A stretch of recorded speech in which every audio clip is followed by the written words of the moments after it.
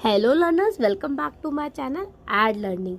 आज का हमारा टॉपिक है पब्लिक इंटरेस्ट लिटिगेशन, जिसको शॉर्ट फॉर्म में पीआईएल भी कहते हैं। तो पीआईएल के बारे में डिटेल में जानने के लिए वीडियो को एंड तक देखें। सबसे पहले पीआईएल होता क्या है। पीआईएल को एक दूसरे नाम से भी जाना जाता है, वो होता है सोशल एक्शन इंटरेस्ट लिटिगेशन। इस सोशल एक्शन इंटरेस्ट लिटिगेशन को टर्म किया गया है बाय उपेंद्र बख्शी। उपेंद्र बख्शी एक लीगल स्कॉलर है, उन्होंने इसको टर्म किया है। PIL is an offshoot to liberalise the rule of locus standi. सबसे पहले देख लेते हैं लोकस स्टैंडी क्या होता है। लोकस स्टैंडी एक ट्रेडिशनल रूल है जिसके हिसाब से जुडिशियल रेमेडी सिर्फ उन्हीं लोगों को मिल सकती है जिसको इंजरी या हार्म हुआ हो on the account of violation of legal right by some public authority। अब अगर मेरे को कोई चोट पहुंची है, अगर किसी ने मुझे कोई नुकसान पहुंचाया है, तो रेमेडी और या कोर्ट में जाके उसके लिए सिर्फ मैं ही लड़ सकती हूँ, उसको लोकस स्टैंडी कहते हैं। लेकिन पीआईएल यहाँ पे एक तरीके का वेपन है जो लिबरलाइज कर रहा है रूल ऑफ लोकस स्टैंडी को। लोकस स्टैंडी से हमें बाहर आके भी कोर्ट में जाने का या किसी भी तरीके की रेमेडी पाने का एक जरिया मिलता है। PIL choose to liberalise this rule by making it clear that if any person who suffers an injury is unable to reach the court on his own is helped by public minded citizen to reach the court to seek justice।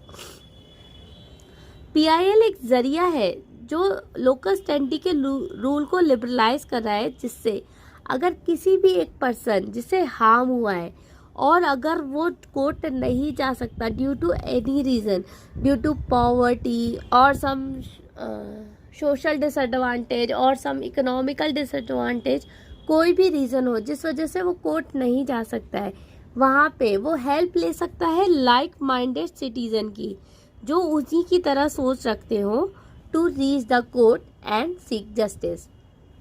PIL एक opportunity है for like minded citizens के लिए, जिससे वो legal system में हिस्सा ले सकते हैं और अपना भरोसा कायम रख सकते हैं।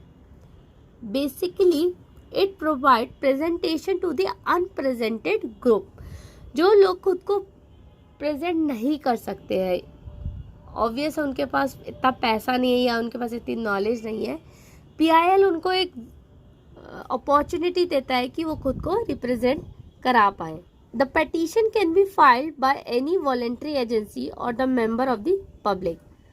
पिटीशन कोई भी वॉलेंट्री एजेंसी फाइल कर सकती है या कोई भी member of the public file कर सकता है।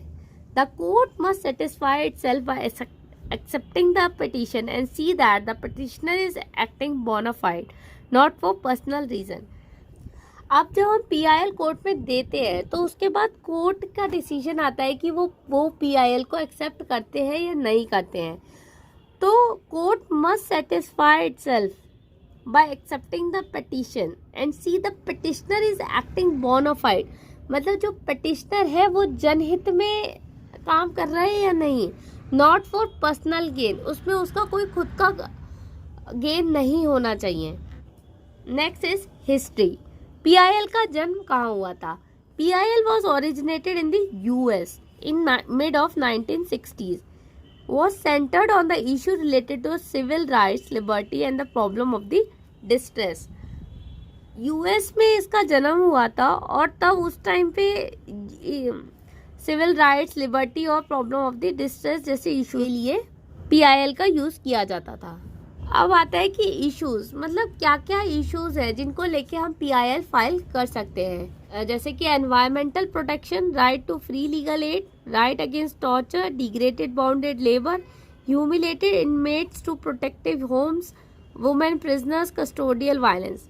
इन सब चीज़ों से रिलेटेड अक्सर पीआईएल फाइल की जाती है। इनके अलावा और भी इश्यूज हो सकते हैं, बट ये मैंने कुछ एग्जाम्पल्स बताए हैं। अब देख लेते हैं बेनिफिट क्या क्या है पीआईएल के। Traditional rule of locus standi that a petition under article 32 can also be filed by a person also नहीं, यहाँ पे ओनली होना चाहिए, can only be filed by a person whose fundamental right is infringed has now been considerably relaxed by Supreme Court. मतलब कि locus standi एक traditional rule है कि अंडर आर्टिकल 32 जिसको इंजरी पहुंची है या जिसका फंडामेंटल राइट उसको नहीं मिला, सिर्फ वही बंदा आर्टिकल 32 यूज़ करके सुप्रीम कोर्ट में जा सकता है। बट पीआईएल होने से एक रिलैक्सेशन हो गया है, एक कंसिडरेबल रिलैक्सेशन दिया गया है बाय सुप्रीम कोर्ट कि अगर मेरे को इंजरी हुई है लेकिन मेरे बिहाफ पे को अगर मैं किसी एजेंसी को अप्रोच करती हूँ तो वो मेरे बिहाफ पे भी पीआईएल रजिस्टर कर सकता है सुप्रीम कोर्ट में। This now permit PIL as at the instance of public spirited citizen.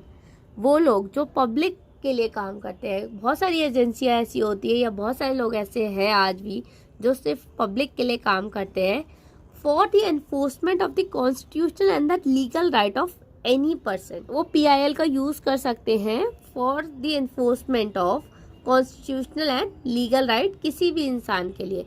Any person का मतलब है कोई भी इंसान जो अपनी गरीबी या सोशल या इकोनॉमिकल डिसएडवांटेज की वजह से सुप्रीम कोर्ट को अप्रोच नहीं कर सकता। ऑब्वियस है, जो नहीं अप्रोच कर सकता है वही ऐसे एजेंसीज के पास जाएगा और खुद के लिए सुप्रीम कोर्ट से रेमेडी के लिए एक होप रख सकता है। Next is criticism. ऑब्वियस है, जब कोई चीज़ बनी है या कोई सिस्टम है तो उसका क्रिटिसिज्म भी होगा। तो पीआईएल के भी कुछ क्रिटिसिज्म है, वो पढ़ लेते हैं। By entertaining violation of the fundamental rights through letter, the court will be flooded with the litigation resulting in delay in deciding many other important cases.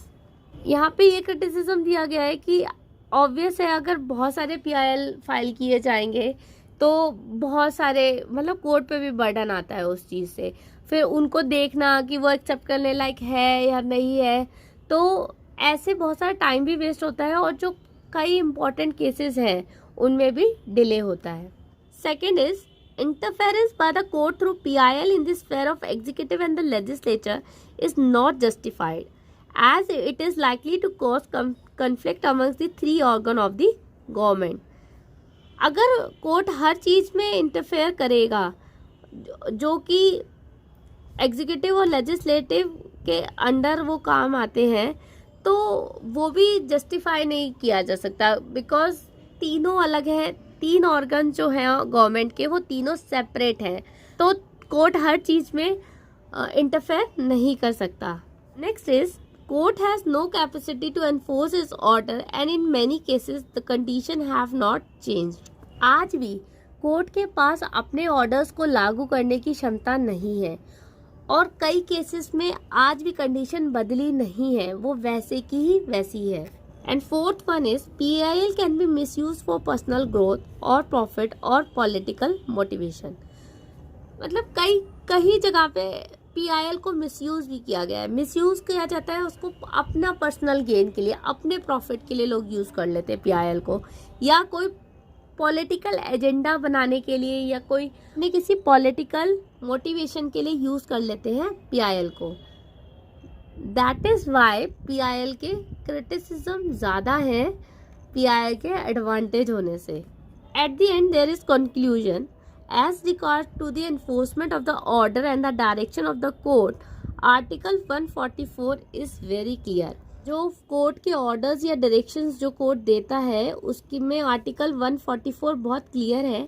Article 144 कहता है कि all the authorities civil and judicial in the territory of India shall act in aid of the supreme court and court can punish them for the contempt of the court.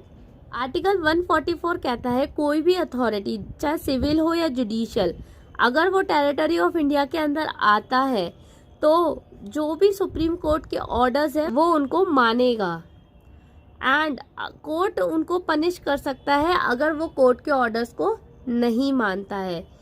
ये जो statement है ये कहा गया है भगवती जे द्वारा। ये उन्होंने एक्चुअली जितने भी क्रिटिसिज्म है उसके लिए एक आंसर दिया है कि अगर कोई भी एजेंसी सुप्रीम कोर्ट के ऑर्डर्स को फॉलो नहीं करता है या उनके डायरेक्शन को फॉलो नहीं करता है तो सुप्रीम कोर्ट उनको पनिश कर सकता है for the contempt of the court. मतलब कि अगर PIL को सही से यूज़ किया जाए तो उससे सोसाइटी को अच्छा बेनिफिट हो सकता है। So this is all about PIL learners. I hope सबको वीडियो अच्छा लगा होगा। अगर अच्छा लगा है लाइक करें, शेयर करें, कमेंट करें और चैनल को सब्सक्राइब करना ना भूलें। और कमेंट में मुझको लिख के बताएं कि और किस टॉपिक पे वीडियो को देखना चाहेंगे। Till then take care, bye bye.